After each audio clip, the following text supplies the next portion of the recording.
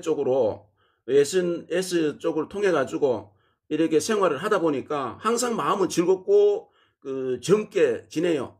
항상 젊은 사람들의 어떤 마음들을 이해를 하고 그래서 어떤 일을 하냐에 따라 가지고 많은 변화가 이렇게 생겨지기 때문에 꼭 아이들에게도 이게 좋은 체험 학습용이 되고 어른들에게도 정서적으로 소일거리로 친구가 되고 반려식물이 된다는 걸 꼭 한번 아시고 그걸 저희 포스트푸드 케어 여기서 지금 공급을 하고 있습니다. 그러니까 한번 저희 포스트푸드 네이버 쇼핑 쪽에 포스트푸드 케어가 어떤 곳인지 한번 방문해 가지고 이렇게 한번 살펴보세요. 필요한 것들이 있을 거예요, 아마. 그리고 이제 제가 농업을 하면서 친환경 농업은 우리 친환경 농업을 하시는 분들에게 이제 대농업을 하시는 분들에게 꼭 이 말씀을 꼭 한번 해드리고 싶어요. 우리 친환경 농업이든지 우리 현재 이제 저농약 제도가 없어지고 GAP로 이제 모두가 GAP 농업으로 일반 농업으로 이렇게 관리를 하고 있잖아요. 근데 우리나라 친환경 육성법이 생겨지면서 잘못된 친환경 육성법으로 인해 가지고 친환경 농업을 하시는 분들이 많은 오해를 받고 살고 있고 지금도 그렇게 돼가 있어요.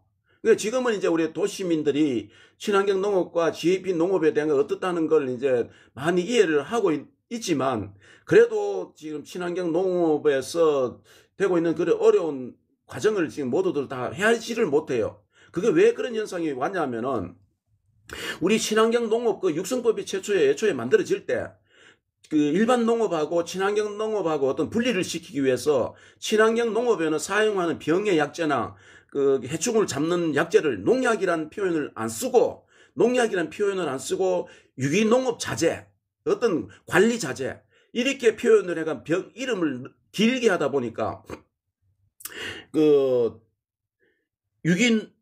유기농업 자재 또 아니면은 병의 관리용 자재 이렇게 친환경 농업 속에서 얘기를 하다 보니까 우리 농약 회사가 명칭으로 분명히 농약이란 이름이 붙어가 있는 미생물 농약도 농약이란 이름을 사용을 못하게끔 정부에서 친환경 유성법을 만든 정부 관료들이 잘못 만든 거예요, 이게. 그래서 도시민과 농업인 간에 어떤 갈등이 생겨지고 불신이 생겨지는 원천을 만들었어요. 우리 농약회사가 농약을 만들면은 아무리 친환경 농업에 등록되게 만드는 농약이라 할지라도 농약회사가 만든 거는 농약이라는 명칭이 붙어요. 비료가 아니기 때문에. 근데 이런 병의 관리 자재나 이런 게 등록은 전부 다 비료의 어떤 허가 관리법에 의해 가지고 등록을 해야 돼요. 그러다 보니까 농약이란 단어를 못 쓰게끔 만든 거예요. 이게 정말 잘못됐거든요. 친환경 농업에도 분명히 농약이라는 걸 사용하고 있으면서도 사용을 해야 되는데도 친환경 육성법이 잘못됐던 거예요. 그래서 그걸 지금 한번 잘못된 법을 지금 고치기에는 아마 어려움이 있는지 없는지 거기까지는 저희가 알 바가 없고 단지 도시에 사는 우리 고객님들과 우리 친환경 농업을 하는 사람들 간에는 불신이 지금까지도 사회자가 많이 장벽이 있다는 거.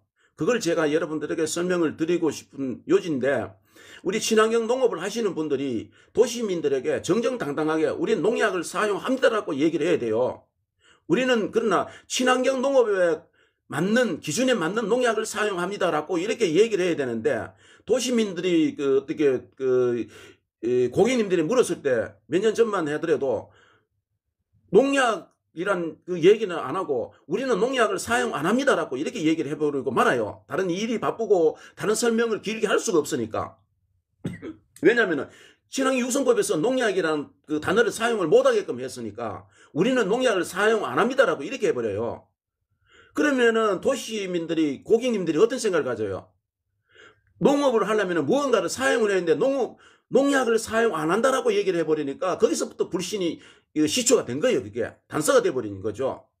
그래서 우리 친환경 농업 하시는 분은 지금부터라도 정정당당하게 우리는 친환경 농업에 맞는 기준에 맞는 농약을 사용합니다라고 얘기를 해야 돼요. 제가 한번 경험담에 제가 친환경 농업 유기농업 원래 제가 무농약 재배에서 유기전환기에 시절 때 이야기인데요. 유기전환기란 시기 때 제가 농업의 초창기 때인데요.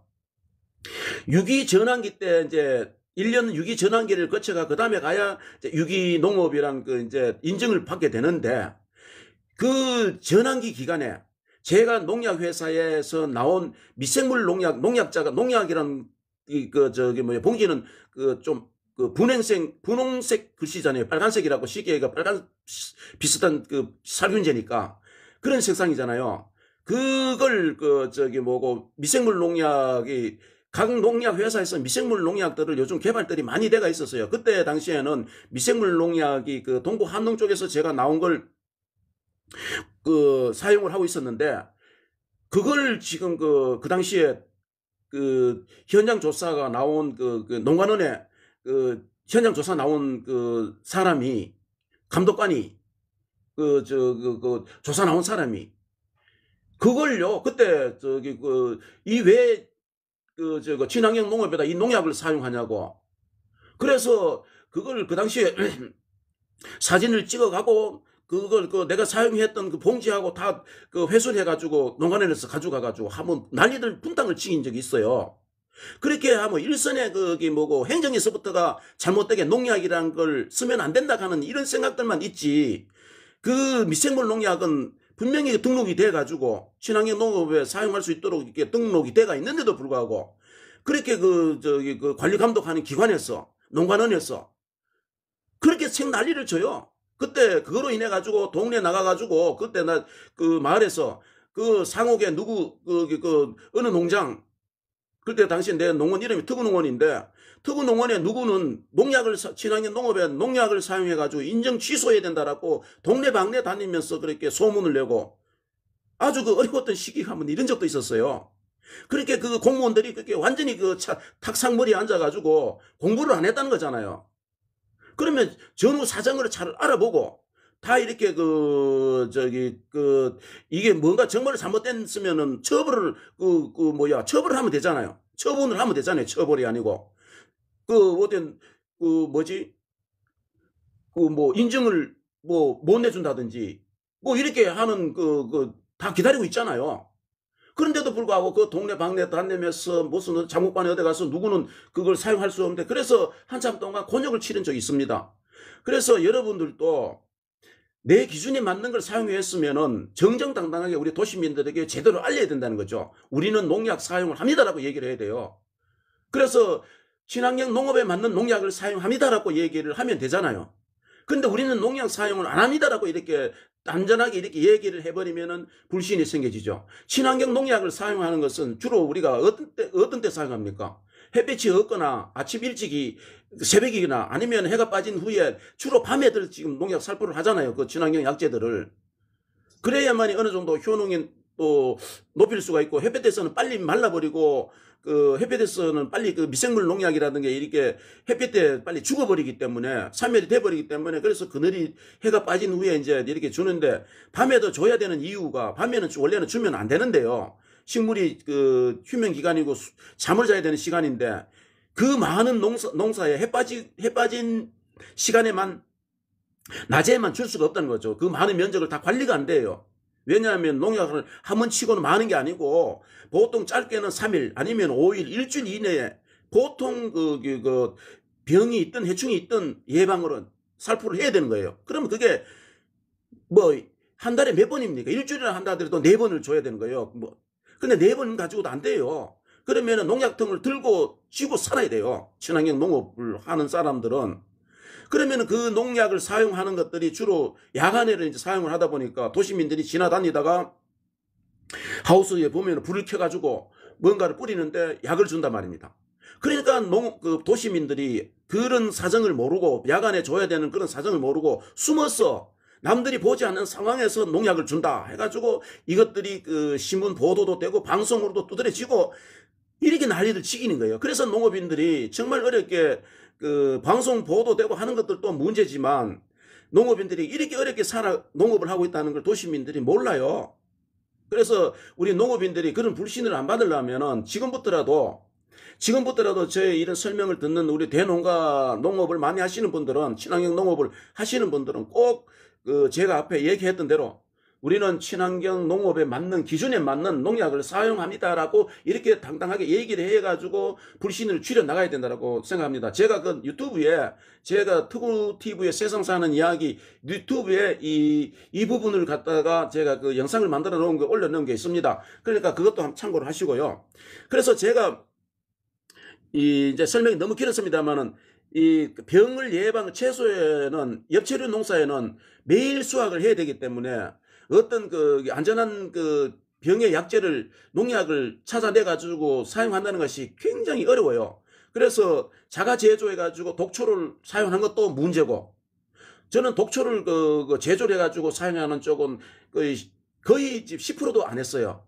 왜냐하면 저는 그걸 인정을 하지 않았기 때문에.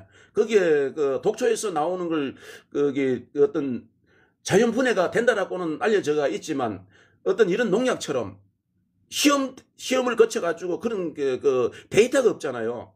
그래서 저는 어떤 독초를 이용해가지고 그 농업을 하는 그런 원재를 사용해서는 저는 10%도 안 했고, 정말로 좀 어느 정도 해충 쪽에서 문제가 정말 할 수 없는 것은 할매꽃이라든지 어떤 이런 것을 이용해가지고는 제가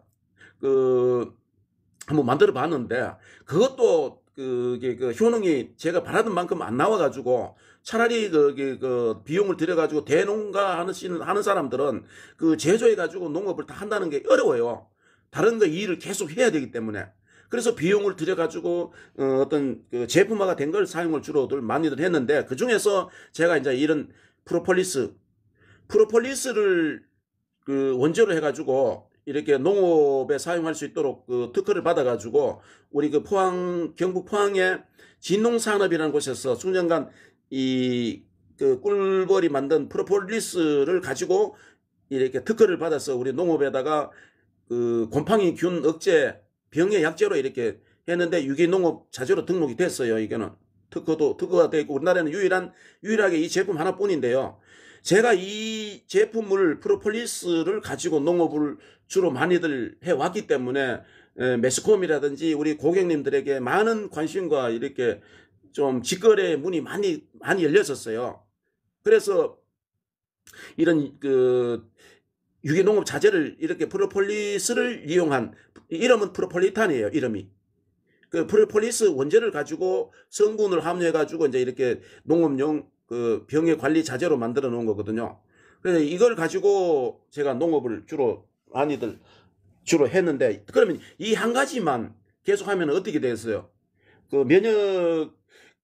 내성이 생겨가지고, 세 번, 네 번 이렇게 집중적으로 계속 한다면은 내성이 떨어져가지고 이제 또 이렇게 효능이 많이 떨어지겠어. 그래서 거기서 이제 2차로 제가 이제 또, 많이 사용한 것은 이 시엘로 이산화염소라 그러면 뒤에 산소계 요건 갈로 쳐놓은 건 이거는 일단 제외해 놓고요. 이산화염소라면은 우리가 흔히들 일상생활에서 우리가 소독제나 뭐 청소용 뭐 어떤 이런 쪽에 사용하고 있는 우리 제품들이 있잖아요. 이제 어떤 뭐 쉽게 얘기해가지고 자꾸 회사의 이름을 얘기를 하려니까 이것도 뭐 침해가 되지 않을까 싶어서 얘기는 하지 않는데요. 대부분 다 우리가 일상 공간에서 생활 소독제나 어떤 주방 세제나 어떤 이런 거 사용되고 있는 것들이 염소인데 또 뒤에 산소계가 있고 염소계가 있거든요. 염소계를 가지고 소독제가 만들어져가 있어요. 그래서 염소계는 친환경 농약으로는 사용할 수가 없어요. 염소계는. 근데 이 산소계는 같은 시엘로인데도, 이게 개통은 시엘로인데도 산소계가 있습니다. 이건 세계보건기구에서 우리 식수나 어떤 밀접한 일상생활에 안전하게 사용을 해도 되고 하는 물질이 이 산소계인데, 이 염소계보다 효능이 월등히 좋아요. 이게 또 가격도 물론 더 높겠죠. 그래서 이 제품을 제가 거기 식물 병해 예방 살균제로 사용을 했습니다. 이걸 식물 병해 약으로만 사용한 것이 아니고 우리가 거기 그 비닐하우스 재배를 하려면은 그 지하수를 올리든지 아니면은 하천수를 올리든지 해서 가지고 그 농수용으로 사용해야 되잖아요. 거기다가 그 지하수 같은 경우는 이제 바로 올려가지고 식물에다 투여하면은 그 지하수에서 있는 유해물질이라는 게 그 철분 어떤 이런 것들이 과하게 이제 식물들에게 이제 투여되면은 식물에게 그 잔재되어 있던 그 인산이라든지 이런 성분이 그 이동을 못하게끔 막아버려요. 그러니까 이 철분을 없애가지고 줄여가지고 이제 중화를 시켜가지고 물을 넣어야 되는데 그 중화를 시켜줄 수 있는 것이 바로 이 이산화염소입니다. 염소계는 쓰면 안 됩니다. 염소계를 그 소독용으로 그 농업용으로 썼다가는 큰일 납니다. 그 농약 잔류에서 나오고 그 농사 지었다가 폐농을 합니다. 그래서 그 염소계는 절대 쓰면 안 됩니다. 그 이산화염소인데도 꼭 산소계인지 아닌지 이걸 확인을 해야 됩니다. 이 산소계가 주로 우리 일상생활에 산소계가 많이 그 보급이 안 돼 있기 때문에 제가 이런 그 강력하게 설명을 드리는 거예요. 그래서 식물 병해 예방약으로 살균 다른 제재하고도 섞어가도 쓰기도 하고 이게 단용으로 쓰기도 하고 이걸 그 농수용 그 뭐고 소독제로서 넣어가지고 물에다 이런 그 이렇게 그 알약으로 돼가 있거든요. 정으로 돼가 있거든요. CL로 산소계인데 20g 이 하나가 그 농수용 뭐 살균이나 소독을 할 경우에 1톤에서 2톤까지 이렇게 할 수가 있어요. 그럼 상당한 양을 갖다 소독을 한다는 거잖아요. 그럼 식수에 할 경우에는 뭐 5톤, 10톤 이 정도로 그 물량 많은 양에다 이 한정을 넣어야 되겠죠.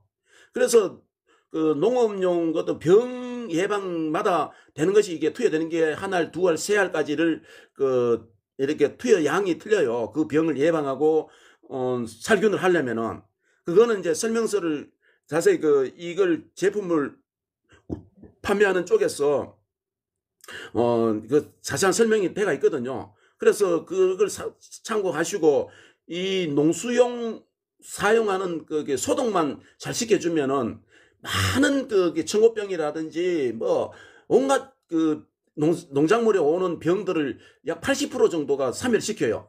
그러면 여름철에 그 잘 농사되다가도 빨리 죽어버리고 하는 거 이것들이 다 병균이 잠재되어 있다가 그 뿌리가 잘못돼가지고 청고병이 온다든지 뭐 서근병이 온다든지 여러 가지 병들이 와가지고 도마도 농사를 여름철에 망쳐버리잖아요. 다른 사람들은 어떤 잘 되는 사람들은 보면 가을까지 가가지고 서리가 내려오고 올 때까지 수확을 하는데 뭐 농사가 안 되는 사람들은 여름철에 벌써 한창 수확하다가도 그 도마도가 다 죽어버려요.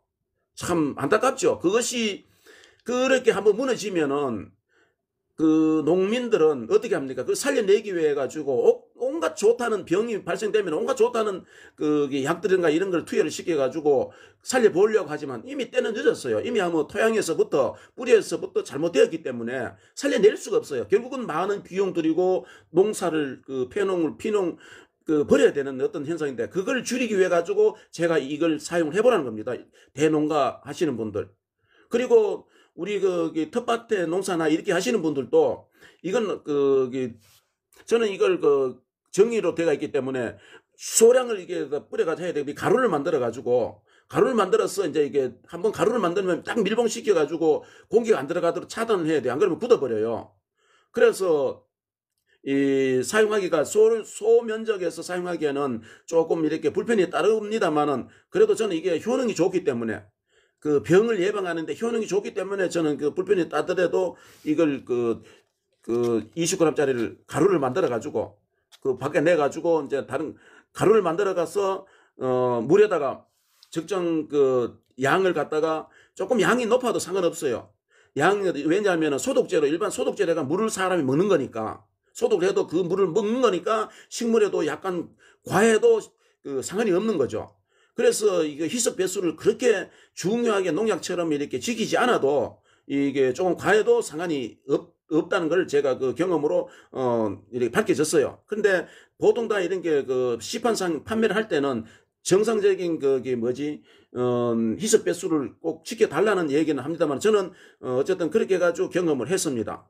근데 이 이산화염소 산소계인지 아닌지를 꼭 확인을 하셔야 됩니다. 농업에 사용할 때는 아무리 좋은 약이라 할지라도 맞지 않는 거는 했다가는 그 시큰 농사 지어 가지고 다 그 폐기 처분해야 되잖아요. 농약 잔류 검사 나오면은 이건 잔류에서 나오질 않아요. 친환경 농업에도 버섯 어디 뭐 사용 안 하는 곳이 없습니다. 이게 식물 그 음식 첨가물로도 이게 우리나라에 그 허가가 나가 있어요. 이걸 뭐 어떤 곳에다가 첨가물로 되는지 거기까지는 저는 알 바가 없습니다. 식품 첨가물 뭐 병원 소독 우리 일상생활에 안 들어가는 것이 없어요. 안전하게. 그러니까 우리 소독제로도 주방에 어떤 소독제나 세척용으로도 이 제품을 타놓고 희석 배수만 맞춰가지고 물에다 타놓고 그 주방 세제처럼 쓰면 되는 거예요. 이걸. 근데 이 주방에서 사용하기에는 좀 많은 좀 애로가 제품이 만들어 가려면 아무리 친환경적이라 할지라도 애로는 다르겠죠. 근데 처음에 만들어 갈 줄만 알면은 쉬워요. 근데 이게 이제 우리 EU에서 수입된 거거든요. 우리나라에도 이렇게 정으로 돼가지고 생산대가 나오는 것이 있는데, 대부분 다 우리 염소계를 가지고 이 제품화가 되어 있다는 것만 아시고 꼭 농업용에 사용하거나 소독 일반 물 식수나 이런 거 할 때는 꼭 산소계인지 염소계인지 꼭 확인을 하셔야 됩니다. 제 설명을 듣고 이산화염소가 된다던 데만 생각하고 이산화염소라도 산소계인지 염소계인지를 꼭 확인을 하시고 이렇게 농업에 활용하시기 바랍니다. 자, 오늘도 제가 지금 설명을 하다 보니까 벌써 한 50분 정도 시간이 이렇게 흘렀는데요. 제가 1시간을 나방을 이렇게 시간을 정해놓고 이렇게 하는데, 제가 지금 오늘 설명은 여기까지만 설명을 드리고, 이제 제 텃밭 농사 한번 또 참여하신 분들을 위해 가지고 구경시켜 드리고, 오늘 방송은 또 여기서 종료를 하도록 하겠습니다. 좀 카메라가 들고 하는데 좀 흔들려도 좀 이해 좀 해주세요.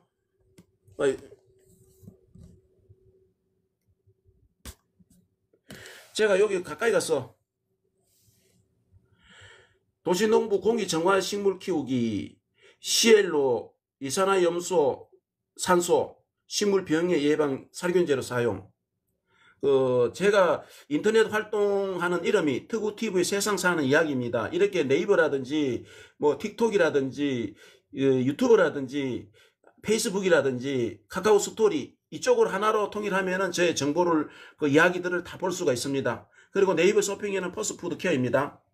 이쪽에 오셔가지고 필요한 것들이 있으면 제가 이제 만들어가고 있는 곳이라서요. 이렇게 쭉 한번 이제 지금 며칠 후 같으면은 한 2, 3일 후에는 제가 이 파슬리 화분을 상품으로 지금 등록을 준비를 하고 있습니다. 뽀글형 요 크기의 화분에다가 이렇게 해가지고 보내드렸는데, 이 화분이 아까 설명을 제가 다 못 드렸는데 이 화분이 좀 특이한 화분이에요. 이렇게 옆에 이렇게 구멍이 다 나가 있는 화분인데, 어지 플라스틱이라도 이 밑에 공기 소통이 잘 돼가 있어가지고 건강하게 키울 수 있는 측면 숨구멍으로 돼가 있는 통기성이 좋은 화분.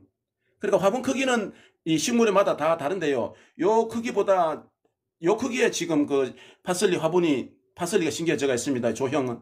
저 앞에 나가면 또 파슬리가 좀 더 큰 게 있는데, 그리고 샐러리가 지금 이렇게 저면 관수 화분에 이제 밑에는 물이 담기고 위에 흙을 담아가지고 이렇게 봄에 심어가지고 이렇게 하면 벌써 얘들 수확을 하고 크는 샐러리입니다. 자, 제가 여기 좀 이렇게 써가지고 설명을 좀 드리겠습니다. 이게 봄에 2월달 씨앗을 파종해가지고 도마도 사이에 공생식물로 해충 억제용으로 심어가지고 상품으로 판매하는 게 아니고 토마토 2포기 3포기 사이에 심어가지고 이제 해충 온실 가루라든지 작은 해충들을 이제 예방을 하는 그런 용도로 심어가지고 하다가 이제 10월 말 돼가지고 토마토 농사 마무리를 짓고 이제 뿌리를 캐는 걸 가지고 시골에서 뿌리를 캐왔는 걸 이제 이렇게 화분으로 만들어놨는데요. 이거는 이제 일반 모종을 키워가지고 한 거고, 이렇게 보세요. 파슬리 그 키웠던 뿌리를 심어가지고 이렇게 이제 자라고 있습니다. 그 파슬리가 약초와 같은 그런 에너지가 있는 그런 그 했다 했잖아요. 이렇게 파슬리가 참 이 나중에 크면 이제 보기 좋아요. 이렇게 이제 겨울철이지만 한번 국화가 꽃꽂이가 되는지 뿌리가 내리는지 안 내리는지 이렇게 한번 화분 2개를 만들어 놓고 이런데 이렇게 그 잎이 이렇게 나오고 있는 걸 보면 뿌리가 겨울철도 나오지 않나 이렇게 보고 있습니다. 이게 이제 수명이 이제 다 이제 이렇게 시들어가는데 오랫동안 이게 원래 가을부터 이 꽃을 보여줬는데 이제 시들어가지고 꽃이 참 이뻤습니다. 이것도 봄에 꽃꽂이를 해가지고 키운 겁니다. 이것처럼 꽃꽂이 해가지고 키운 그런 그 국화꽃이고, 요거 이제 계란 코스모스 꽃이 참 예뻤습니다. 이게 그 아파트형 쪽파, 요 물을 부어가지고 수분을 공급해주는 물통, 이렇게 이제 아파트 형식으로 구멍을 뚫어가지고 작년에는 여기다가 저 대파를 심어가지고 해먹고, 작년에는 이렇게 작년에 만들었던 건데요. 여기 그 쪽파가 요 화분에 요 스티로폼 박스에 한 60개가 지금 60구멍이 숨겨져 있습니다.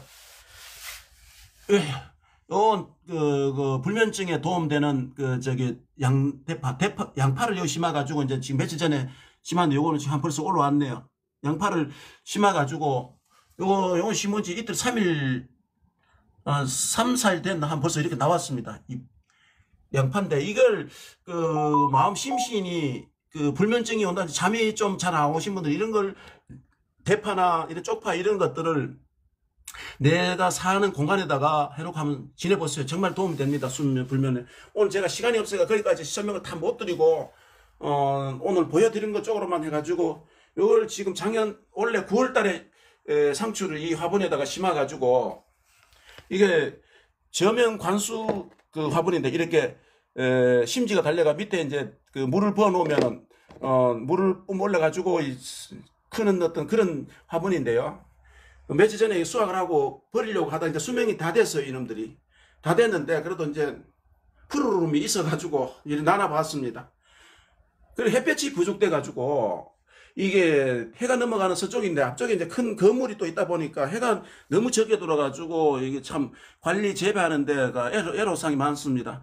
예루살렘, 옥천행두 이렇게 식물들이 아까 쭉 이렇게 많습니다. 오늘 시간상 이렇게 있다는 것만 보여드리고 마지막 이 스테비아 하나만 설명드리고 마치도록 하겠습니다. 스테비아는 이게 늘 푸르름이 있는 게 아니고 키가 더 컸는데 제가 여기 방을 11월 초에 방을 들으면서 베었어요. 베어버리고 이제 근데 이 줄기가 이제 이놈들이 이제 식물 줄기가 이렇게 그 죽으면서 이제 마르면은 이제 그 영양분이 밑으로 뿌리로 내려가거든요. 뿌리로 내려가가지고 뿌리에서 내년 봄 되면은 이제 새로운 새순을 이제 돋아 올리게 하잖아요. 그래서 이걸 그 줄기를 말라도 그대로 자연적으로 마르도록 그대로 가만히 둡니다. 물만 이제 수분만 맞춰주고요. 그래서 이 스테비아도 원래 저희 포스트푸드 케어에서 판매를 했고, 이 스테비아는 여러분도 아시다시피 설탕 식물이잖아요. 제가 당뇨나 어떤 이런 관리를 하시는 분들은 일반 설탕 드시기가 좋아하는 사람들 이런 스테비아 설탕이나 이런 걸 심어가지고 설탕 대용을 하시면 천연적인 어떤 그런 설탕이 돼가지고 건강에도 도움되고, 그래서 이걸 먹는 것만 하는 게 아니고 저는 이걸 추출물을 만들어가지고 주정과 설탕에다 재해가지고 추출물을 만들어서 식물에다 뿌려줍니다. 식물에다 뿌려주면은 요즘 스테비아 토마토하고 스테비아 기능성 과일들이라든지 채소들이 있잖아요. 그럼 이런 스테비아를 살포를 해가지고 이제 그런 기능성 과일 채소들을 생산하는 거예요. 자, 오늘 여기까지만 여러분들에게 정보를 알려드리고 이제 방송을 종료하도록 하겠습니다. 자, 오늘도 저희 포스트푸드 케어 라이브 방송에 오셔가지고 지금까지 시청해 주신 여러분 정말 고맙고 감사합니다. 제가 일일이 인사를 못 했다 하더라도 양해해 주시고요. 제가 마지막에 한번 손을 들었습니다. 나가시기 전에 이렇게 저희 그 화면에서 한번 터치를 해가 좋아요 이렇게 한 번씩 좀 해주시고, 구독도 해주시고, 팔로우도 해주시고, 이렇게 저희 그 포스트푸드 케어가 매일 전하는 4시부터 5시까지 이렇게 전하는 이 방송에 이렇게 좀 관심들을 가지시면은요, 제가 경험했던 이야기들을, 무수한 이야기들을, 여러분들에게 도움이 되는 이야기들을 전달해 드리고 있습니다. 아마 좀 도움 될 일들이 많을 겁니다. 꿀팁들도 여태까지 몰랐던 꿀팁들을 받아가실 수가 있으니까 그 관심 있게 좀 지켜봐 주세요. 자, 남은 시간 오늘 하루도 건강하고 안전하고 행복한 저녁 시간 맞이하세요. 자, 내일 또 뵙겠습니다. 여러분 안녕히 계세요. 감사합니다.